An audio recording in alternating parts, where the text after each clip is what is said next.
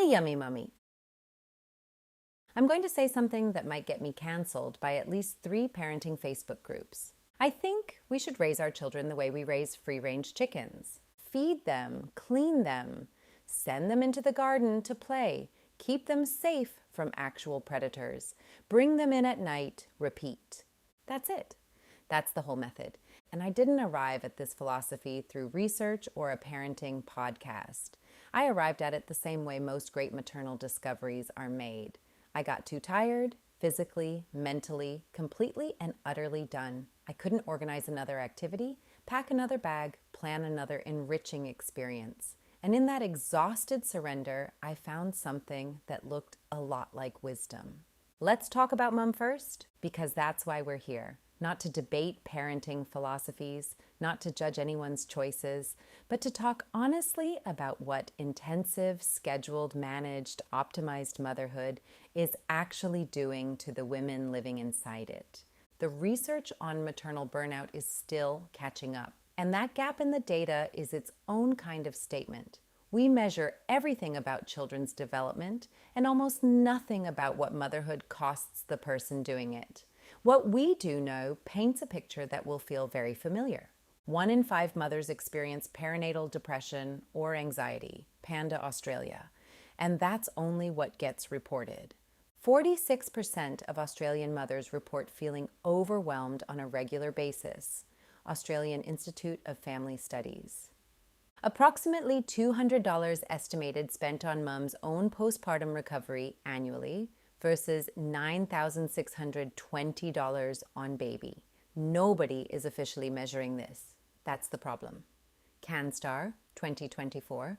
And then there's the mental load, the invisible, unquantifiable weight of remembering every appointment, planning every meal, anticipating every need, and organizing every single minute of every small person's day. The mental load doesn't clock off. It doesn't take a lunch break. It runs in the background of every conversation, every quiet moment, every attempt at rest.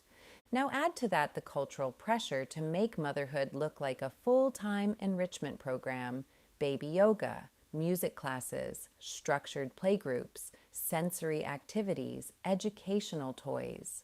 The silent, persistent suggestion that if you are not actively stimulating your child's development every waking hour, you are somehow falling behind.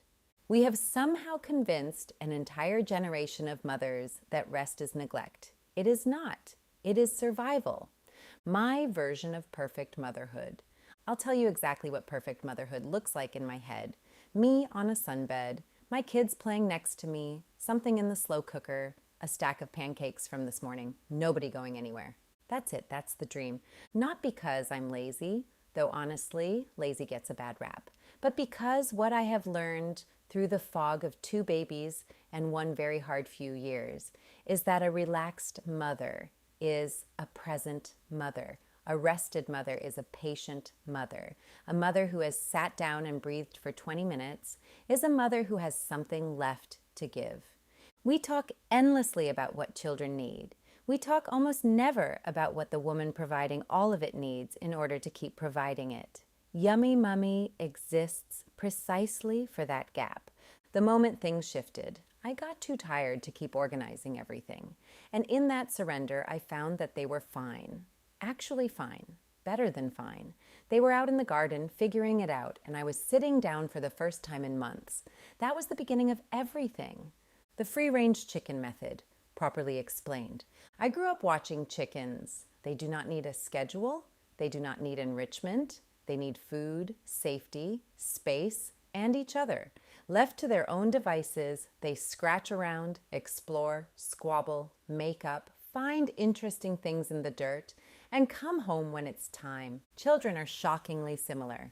Getting my children dressed in the morning to go somewhere is one of the hardest things I do. They are cranky because they're hungry, they want to play, they have so much energy, they're basically vibrating. They don't want clothes, they don't want shoes, they don't want to go to the thing I've planned for them. But open the back door, they flock out, rolling in mud, soaking up sun, eating good food when I call them in, being close to me, without actually needing me to perform for them. They are little chickens, and I, apparently, am the farmer, standing at the back door with the grain. You are the one with the grain. You are the one with the knowledge and the wisdom. That doesn't mean you have to go down on their level. In fact, it shouldn't. You are their leader, not their playmate. One afternoon at the playground, my children were doing what children do. Mummy this, mummy that, mummy come on the slide, mummy balance with me. And I said very calmly, guys, I am here to keep you safe. I am not here to play on the playground with you. I am mummy. I am here to feed you, keep you safe, and make sure you have a nice bed to sleep in. The rest, you go explore. Find someone to play with. I am sitting here to rest. The mum next to me leaned over and whispered, that is so true. We are not our children's first playmate. We are their safe base, their person of absolute inspiration, the one they want to copy, the one they orbit around. But they don't need us in the sandpit with them. They need us present, calm, rested, and real. They need their peers for play, someone at their level or just slightly ahead with whom they can negotiate, imagine, argue, and grow. What the science says for those who need it. I'm not a doctor, I'm not a scientist, but I read a book or two, and so can you. The research on children's independent play is actually quite robust. It's the research on what it does for mothers that's still frustratingly thin. But the child data at least gives us a starting point for the argument. 35% less time children now spend playing freely outdoors versus their parents' generation. National Geographic, 2025. 55% lower risk of mental health struggles in children with high early life green space exposure.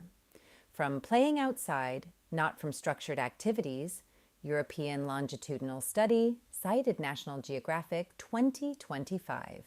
Dr. Peter Gray, research professor at Boston College, has found that the decline in children's independent activity is a significant cause of the decline in their mental well-being.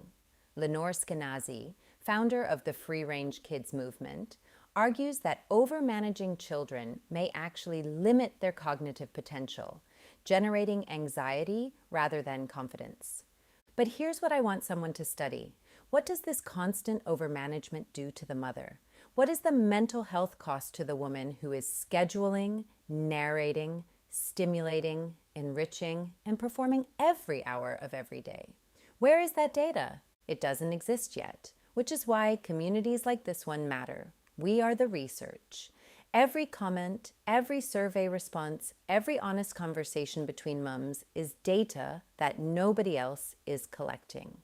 Read this book, Hunt, Gather, Parent by Dr. Michaeleen Doucleff, NPR science correspondent, doctorate in chemistry from Berkeley mother, who traveled to Maya, Inuit, and Hadza communities to understand why ancient cultures raise remarkably well-adjusted children without yelling, nagging, or enrichment classes. The answer, spoiler, is a lot of autonomy and a lot of trust.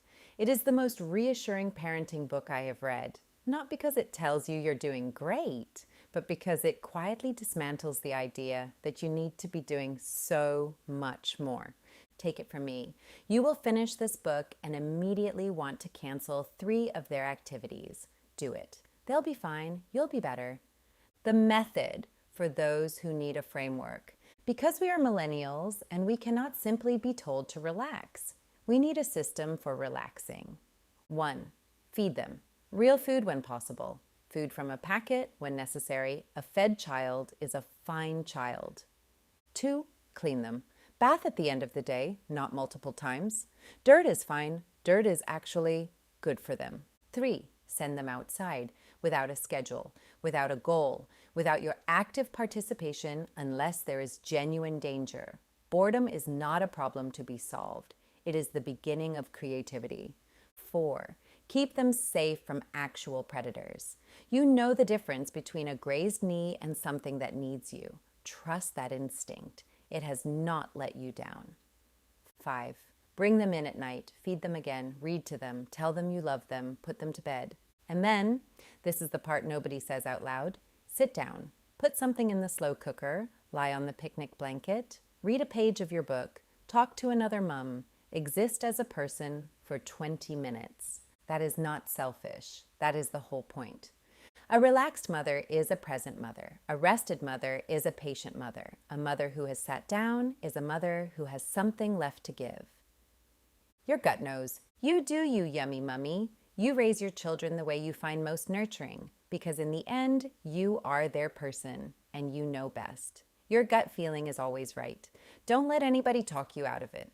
The mother instinct is absolutely there in you. Let it take over.